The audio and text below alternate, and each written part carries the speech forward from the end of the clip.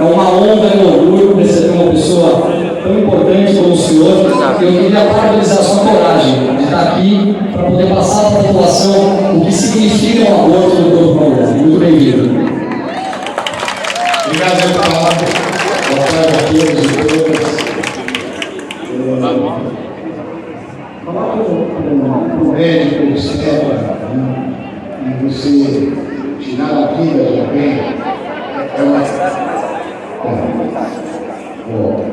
Falar para o médico, o obstetra, que você vai tirar a vida de alguém é uma coisa extremamente complexa para nós entendermos, porque nós obstetras temos a missão de preservar duas vidas que são a mãe e o feto.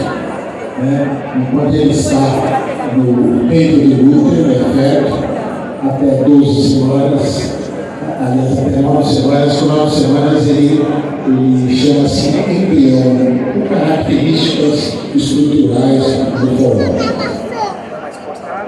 Mas o coraçãozinho do feto, ele começa a bater com 5 semanas de gestação.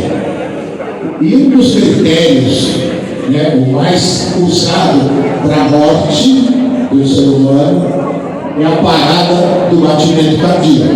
Ou seja, a partir de 5 semanas, qualquer intervenção que faça com que esse feto pare o seu coração é a causa de morte. O aborto provocado tem vários cenários, vários matizes. E o principal é o dano emocional que ele faz a mãe que provoca o aborto. Ela fica com uma cicatriz emocional extremamente importante, difícil de sair, mesmo quando ela tem outras gestações, mesmo quando ela já acabou de dar à luz, ou seja, quando ela tem um filho que repousa aquela perda provocada. Isso, vocês não têm ideia o dano emocional que causa a parte psicológica de uma mulher. Então, pensar que de livre e espontânea vontade, não por fatores médicos, que o aborto ele é, perante a nossa Constituição legal, quando a gravidez causa o risco de morte à mãe, ou seja, a mãe tem uma doença importante, que aquela gravidez vai deteriorar a sua saúde, levando-a à morte, ou então, frente à violência sexual, ou seja, que aquela mulher não teve a opção de engravidar, de querer o seu filho. Então, são danos importantes que mesmo que ela tenha filho, essa cicatriz fica permanentemente. Outro aspecto que eu acho importante é que há um direito, obviamente, da mãe e do ser humano de reproduzir a hora que esse casal achar que é o momento, ou seja, uma gravidez desejada. É uma gravidez querida, que tem afeto, que faz com que o pré-natal dessa paciente seja mais fácil, com menos dúvidas, com menos ansiedade. Então, ela tem o direito de querer a gravidez nesse momento ideal desse casal. E para isso existem os métodos anticoncepcionais, e há diversos deles. A pílula anticoncepcional, o dispositivo intrauterino, o coito interrompido, o preservativo, tanto feminino quanto masculino. Então, há uma opção para quem não quer ter um filho naquele momento. A falta de responsabilidade frente à noção desses métodos anticoncepcionais que acaba gerando uma gestação não desejada e o ato de você tirar a vida de um inocente ainda dentro do ventre materno. Mas eu poderia dizer, deputado, de qualquer forma, é uma coisa que não tem muito sentido para uma sociedade civilizada você praticar um ato de abortamento. Usar, criar, na verdade, uma forma de evitar, ou seja, de programar essa gravidez no momento ideal para aquele casal. que ele falou tudo, né? O que mais ele poderia dizer, traduzindo em poucas palavras, é não ao aborto. A nossa sociedade não aceita o aborto. E ainda mais, pessoal, eu queria conversar com vocês um pouquinho sobre isso, porque é muito importante. Vejam só, eu fui eleito como deputado estadual para poder ser um representante de vocês dentro do estado de São Paulo. Vocês elegeram também deputados federais e senadores para poder ser essas pessoas que representem os senhores lá em cima do governo federal. Por que essas importantes pautas devem ser votadas pelo Supremo Tribunal Federal? Não há nenhum motivo para isso. Então esse é o primeiro ponto. E não estamos aqui para atacar o Supremo Tribunal Federal, para atacar uma pessoa física, mas sim para que a gente faça cumprir a nossa Constituição. E a nossa Constituição é clara. São deputados e senadores que representam o voto de cada um dos senhores nessas pautas. E nós tivemos uma coisa muito legal que aconteceu, e aí, independente do que nós achamos dessas pessoas, né, de tudo que vivemos no passado, nós temos que agradecer ao presidente do Senado, Rodrigo Pacheco, pois ele se levantou para dizer não, isso não vai ser votado lá, vai ser votado aqui na casa. E também ao presidente da Câmara de Deputados, Arthur Lira, que deram as mãos para que a gente não tivesse aprovado o aborto, senão já estaria aprovado. E hoje nós conseguimos levar essa pauta importante para dentro do Congresso. Então nós estamos no caminho certo e é a força da população mostrando a sua voz, não tendo medo. Nós não temos que ter medo de estarmos nas ruas. Tirem isso da cabeça de vocês. Eu quero que o Brasil saiba, não tenham medo de voltarem às ruas. Contanto que nós sejamos responsáveis, respeitosos e falemos sobre decisões e não ataques individuais que nós aqui não fazemos, não temos que ter medo. Vamos levantar novamente como sociedade, vamos fazer hoje ser um embrião, ser a semente da volta das ruas do Brasil. O Brasil tem que estar de volta, com as cores verde e amarelo, com patriotismo, com as nossas famílias, com o amor que nós sentimos uns pelos outros. Eu estou muito satisfeito de estarmos aqui. Somos poucos, mas seremos em breve nisso.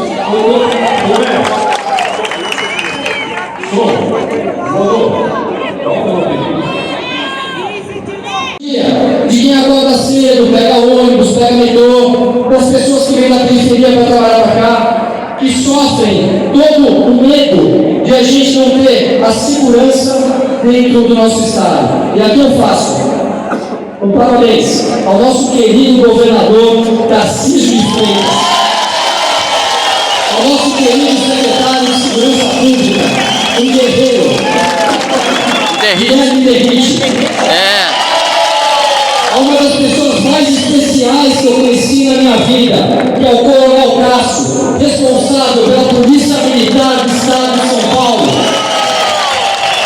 O doutor Arthur, que é responsável pela Polícia Civil. Esses jovens se levantaram, deram suas caras para bater. Veja o que aconteceu no Guarujá. Pela primeira vez, nós tivemos uma equipe junto com o governador que falou: não, gente, aqui não. Foram para cima, prenderam bandidos, montaram uma operação policial e se levantaram com o crime organizado do Estado. Então nós temos que tirar o chapéu para as pessoas hoje que estão no Estado de São Paulo. Nós somos uma ilha perto do Brasil, uma ilha. E nós vamos ser exemplo e vamos mostrar para essa nação a diferença de um Estado por pessoas sérias comparado ao que está sendo feito no governo federal. Eu vou passar a palavra agora para o doutor Otacílio Guimarães, advogado e membro do movimento Escolhidos por Deus, que vai falar um pouquinho sobre a questão jurídica que está acontecendo agora no país. Muito bem-vindo, doutor Otacílio. Obrigado, André. Obrigado a todos. Boa tarde, família patriota. Nós, do movimento Escolhidos por Deus, estivemos aí na Paulista em 3 oportunidades antes dessa data.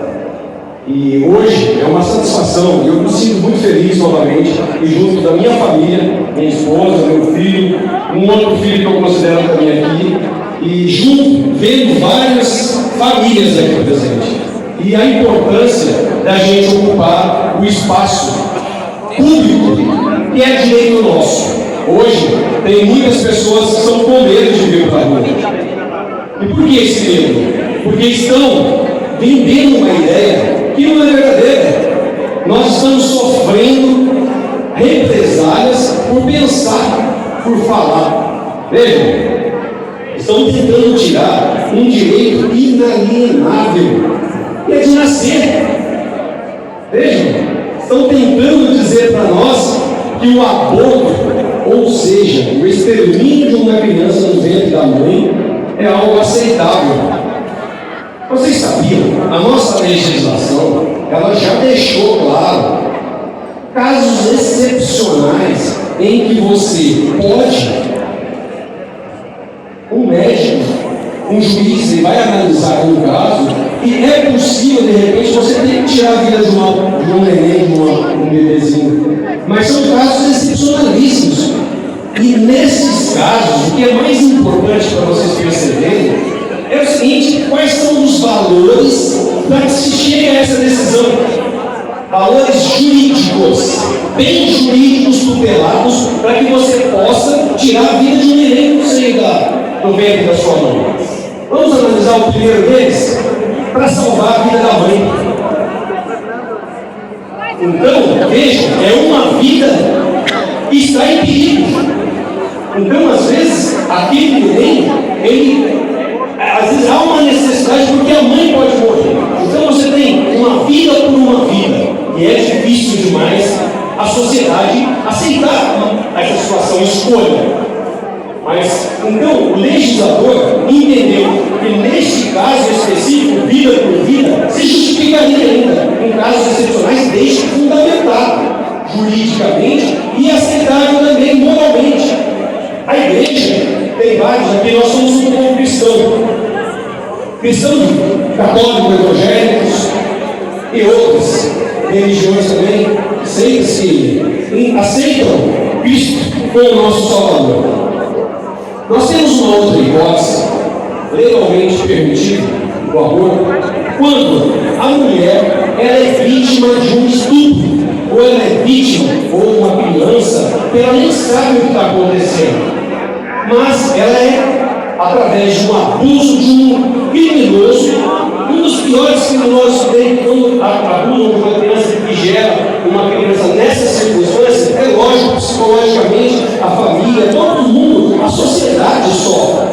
Então, nesses casos específicos, também a lei permite, mas quais são os valores ali tutelados nessa hipótese? Os valores são os seguintes: a vida, mas você tem a vítima, a mulher aqui, ela é uma vítima. E por isso o Estado, através do legislador, ele veio e entendeu também que nessa hipótese específica, você poderia tirar uma vida lá no comecinho da formação. Então, nos deixa chegar tão longe essa gravidez. Identificou-se imediatamente, você já toma essa gravidez.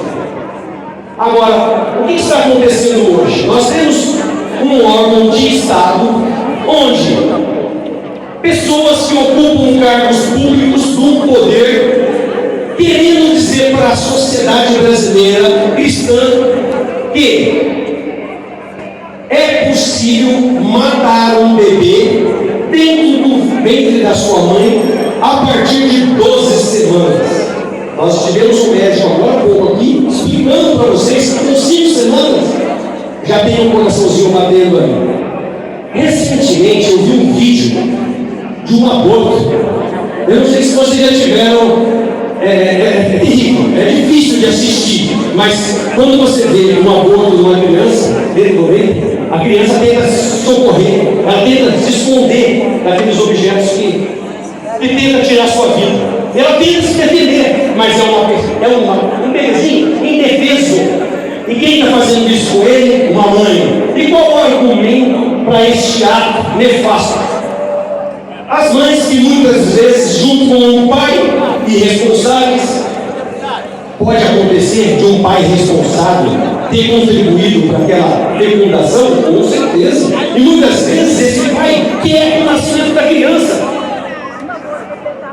Mas o que acontece nesse momento? Nós estamos vendo um órgão de Estado afirmar que, para se defender um direito de escolha, de liberdade da mulher no seu corpo, poder tirar a vida de um bebezinho indefeso.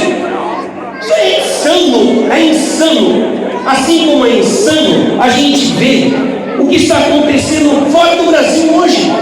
Nós temos no mundo guerras, mas recentemente, semana passada, nós vimos pessoas atrozes decepando crianças, entrando e cortando cabeça de crianças. Mais de 40. Agora, nós temos que entender o seguinte: quando se faz isso lá fora, aqui estão querendo dizer o seguinte: vamos fazer isso com os nenenzinhos dentro do peito da sua mãe? Não. Nós temos que dizer o seguinte: nós somos um povo católico, nós respeitamos a vida, e é por isso que estamos aqui. E não é só aqui não, no Brasil inteiro hoje, nós temos várias pessoas ocupando as ruas, e é lindo ver vocês aqui. Muito obrigado, e vamos defender todas as crianças. A primeira pauta nossa é essa, a vida da criança, e hoje uma data muito especial. Por que muito especial? Hoje comemoramos o dia de Nossa Senhora Aparecida, mas também o Dia das Crianças. Hoje é o Dia das Crianças. Parabéns a todas as crianças. Tem alguma criança aí? Eu quero ver levantar a mão. Quem é criança? É isso aí. Pessoal, hoje eu vim pra cá com meu filho, aqui meu filhinho, e o outro filhinho também que eu considero. Essas duas criancinhas aqui estamos sempre juntos de novo. E eles vinham, nós paramos para almoçar, e eles falavam, e ficavam brincando com a gente. Aí eu falei assim: olha, belas crianças que vocês têm. E é isso, o espírito nosso é um espírito de criança. E eu ouvi também uma passagem que Jesus, ele é questionado. Ele é questionado. O que seria a salvação? E Jesus pega uma criança e traz essa criança perto dele e fala: o dia que você tiver a inocência desse ser aqui, ó, dessa criança, você já tem a solução para ser salvo. Então, sejamos crianças sempre. Vamos respeitar. E precisamos disso. Precisamos que cada um de nós e cada um de vocês aqui presentes seja um multiplicador. Vamos trazer outras pessoas para as ruas. Porque aqui nós temos segurança. Nós temos um governador aqui no estado. Temos aqui um vereador que trouxe para vocês informações importantíssimas. Porque nós temos segurança pública no estado de São Paulo. Eu digo isso com maior satisfação. Porque eu fui policial militar do estado de São Paulo por mais de 9 anos. E nós, no estado de São Paulo, sempre respeitamos a sociedade, respeitamos os direitos das pessoas. E a polícia de São Paulo está de parabéns. São merecidos os parabéns para vocês, policiais militares de São Paulo. E nós contamos com vocês sempre, hoje e sempre. Muito obrigado novamente. E feliz demais. Aliás, eu gostaria só de fazer acrescentar um ponto para vocês a respeito do caso que eu vivi. Eu gostaria que a minha esposa viesse aqui perto agora um minutinho. Pessoal, eu e minha esposa tivemos uma oportunidade. O nosso primeiro filho, com 3 meses, ele não conseguiu sobreviver. E foi natural. Mas eu digo para vocês, aquela situação foi muito difícil para mim e para minha esposa. E às vezes a gente não sabe os desígnios de Deus. Mas eu digo para vocês, aquilo fez com que eu e a minha futura esposa, que hoje estamos há 30 anos juntos, criamos um laço de união tão forte, mas tão forte, que fez que Deus nos abençoou e pudéssemos ter mais 2 filhos. Além desses 2 filhos, criamos outras crianças também que não eram nossos filhos. E até hoje temos pessoas próximas da gente que consideramos como filhos. Mas eu digo para vocês, deve ser muito triste para uma mãe ou para um pai que escolheram tirar alguém, a vida de um ser indefeso que decorreu de uma união deles. Então, eu gostaria de agradecer a vocês e que vocês pensem bem. Se tiver alguém aí, eu não conheço, pelo menos alguém que fez um aborto e que não se arrependeu. Então, pensem bem nisso. E muito obrigado por todos. Obrigado, muito obrigado. É muito nociva para nós. A grande maioria das pessoas de bem do Brasil quer as mesmas coisas. Só que, infelizmente, a gente nos últimos anos teve uma mídia que acabou passando algo que não é verdadeiro sobre quem somos, quem é a direita. Nós somos pessoas que trabalham, que acordam cedo, que valorizam os outros, que geram riqueza, que têm respeito. Quando nos chamam de fascistas, é uma dor tão grande, porque é algo que a gente repudia tanto. Alguém vê algum fascista aqui no meio? É tão absurdo que a gente escuta, isso causa uma inversão de valores que está fazendo com que a nossa nação não se desenvolva. Então o que eu sempre me pergunto é como a gente faz para poder unir o Brasil e não separar o Brasil? Deixa eu contar uma história para vocês, breve. Vocês têm ideia qual é a renda per capita no Brasil? A renda per capita é somar o que todo mundo ganha aqui e dividir pelo número de pessoas. Alguém tem ideia qual é o valor da renda per capita? Hoje é algo na casa de R$ 1.400. Pensem numa pessoa que trabalha pelo CLT, que com descontos recebe algo na casa de R$ 1.000. Essa pessoa, ela mora numa casa, numa periferia ou numa comunidade, pagando R$ 500. Ou seja, ela tem R$ 500 para passar o mês. É muito difícil uma pessoa passar o mês com R$ 500. Você tem que se alimentar, você tem que comprar remédio, você tem que cuidar da sua casa, você tem que comprar um monte de gás. É muito complicado o que acontece. Então é muito fácil que a gente consiga manipular essas pessoas com muito pouco.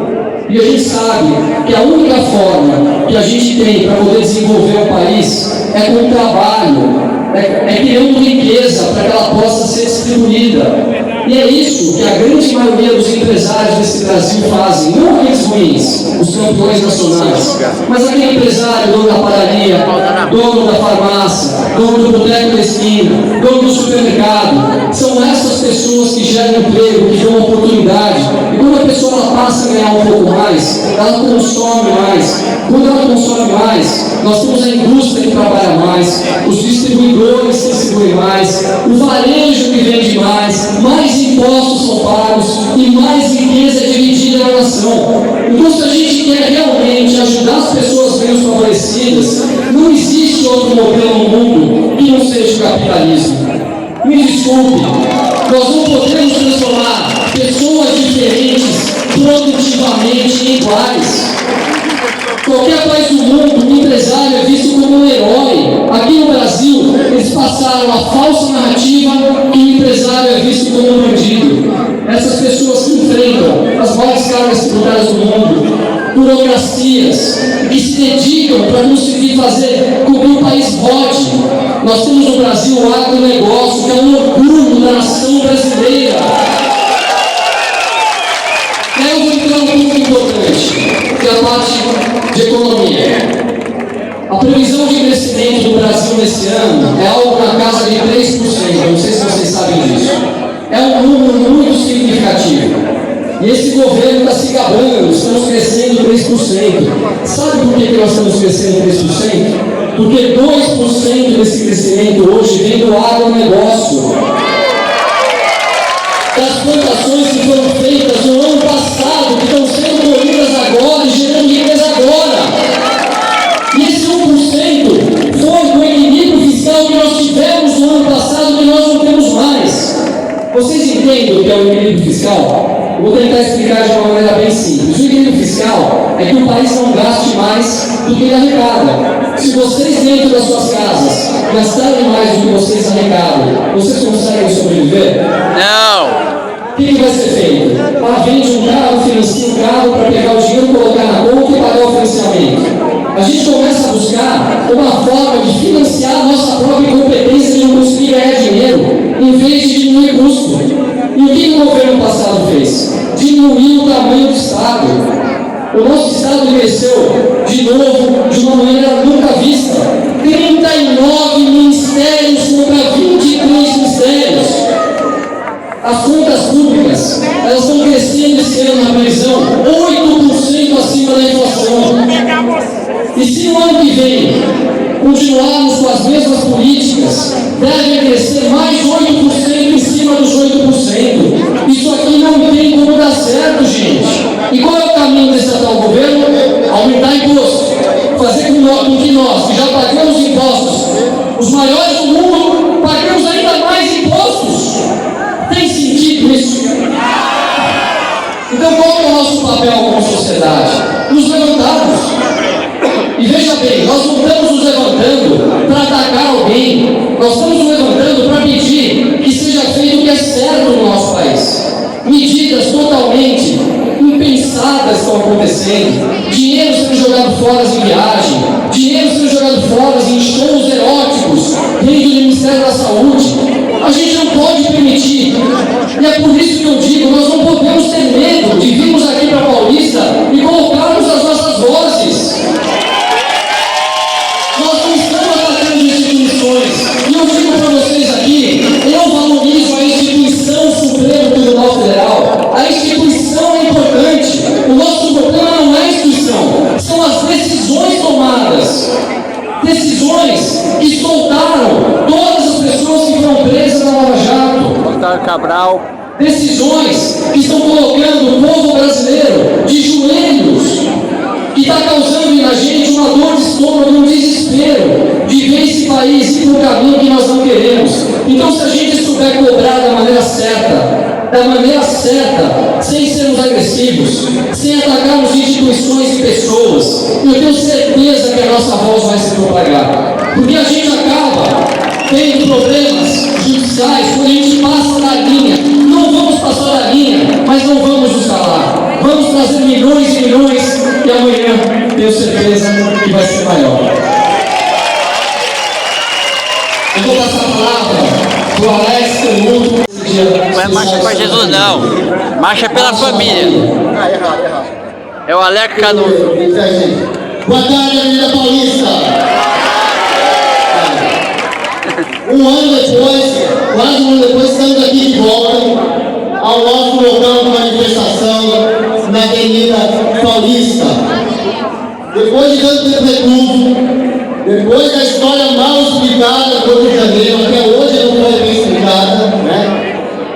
Ao Brasil raiz, o Brasil conservador, ficou recluso, ficou em casa, observando, estava em casa, cuidando da sua vida, até que todos nós, o Brasil conservador, fomos agredidos por uma decisão de uma ministra, ex-ministra do STF, que votou pela legalização do assassinato de crianças dentro do ventre da mãe.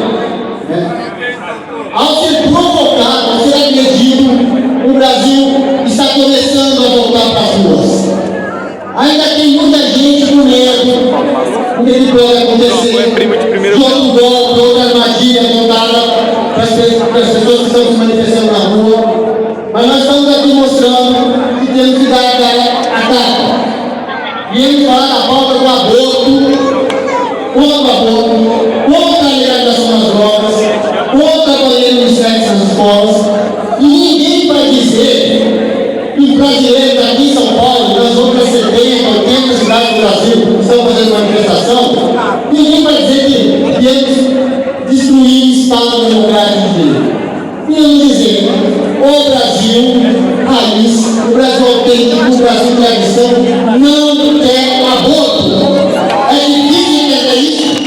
A DPF 442 não. A DPF 442 não. Pessoal, aparece 14 anos de lei, pegar por chuva, outro aqui. Pessoal, entrega para chuva, segura o pessoal aqui da participação do ato. fala pro pessoal jogando uma capa. Tem um saco, está com chuva aqui, a esquerda do meio. Vou pegar. Para o pessoal tomar cuidado com os celulares. O Brasil veio às ruas, está começando a voltar às ruas hoje. Depois daquele asteroide que bateu na terra no começo do ano, matou os dinossauros, agora as espécies estão saindo da toca. E o primeiro ato é hoje. Diante de todas as sabotagens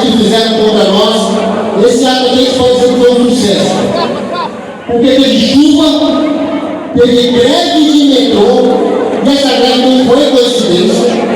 Fizeram a greve para sacanear, para dificultar.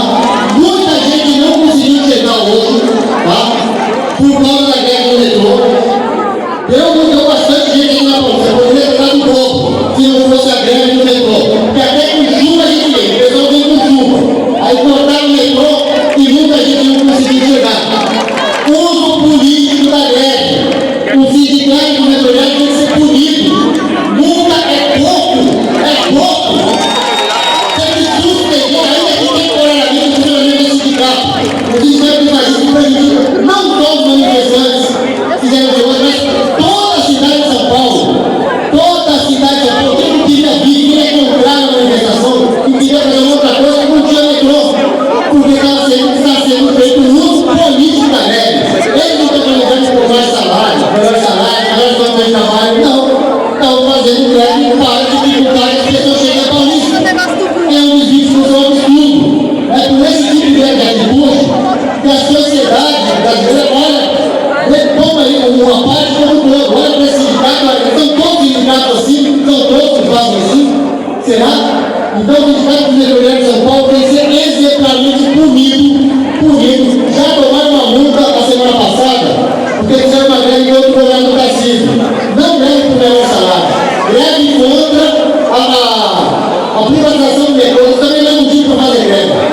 E agora, outra tem que ser punido com multa mais pesada ainda pelo que aconteceu.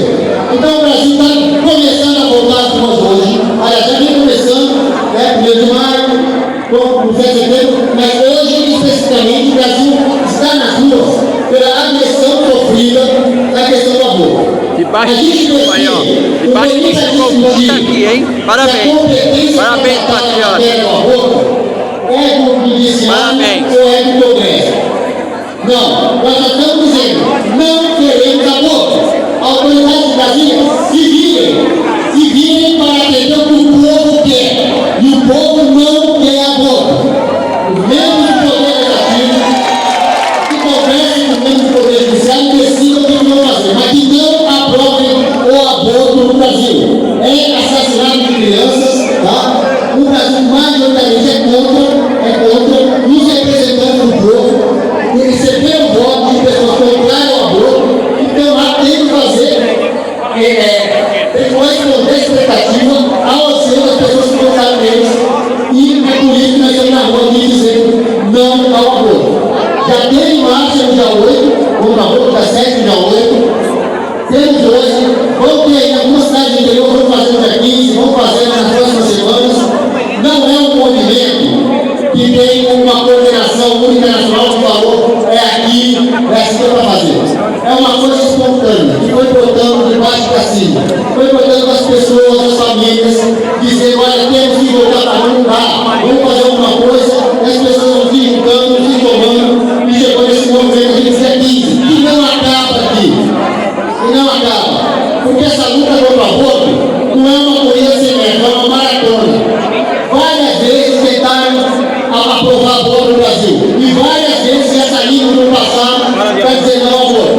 Estamos dizendo não mais uma vez nesse 2 de outubro. E vamos voltar às ruas quantas vezes forem necessárias para dizer não ao aborto, quantas vezes forem necessárias. Somente a movimentação do aborto já fez os aborteiros recuarem. A ex-ministra Rosa Weber, quando se aposentar, não fujou na entrada, mas fujou na saída. Uma vergonha. Manchou a biografia dela para deixar esse voto a favor do aborto. Eles perceberam que eles acederam o pavio do Brasil conservador, aquele Brasil gigante, que estava adormecido, estava tirando um cochilo e agora saiu um cochilo. Na semana seguinte, o ministro Barroso, que a gente sabe, todo mundo sabe, a voto dele vai ser a favor da matança de crianças, pediu vista e tirou o processo da pauta. Porque ele sabe, se ele votasse a favor, seria mais gasolina para as pessoas virem para a rua. Tá? Então eles recuaram para tirar o assunto de pauta. Então foi o somatório.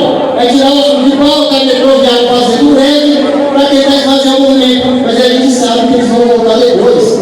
Vai haver nova tentativa no futuro. E nós estaremos vigilantes. Estaremos nas ruas quantas vezes forem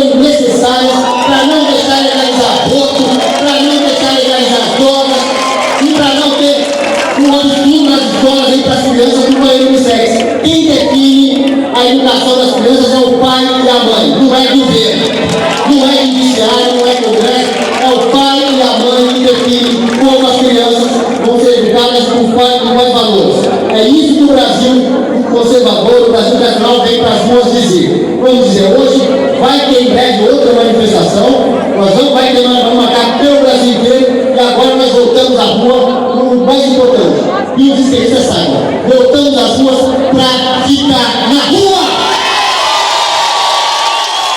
Valeu, pessoal! Isso aí, obrigado. Valeu, Canuto. Alex Canuto.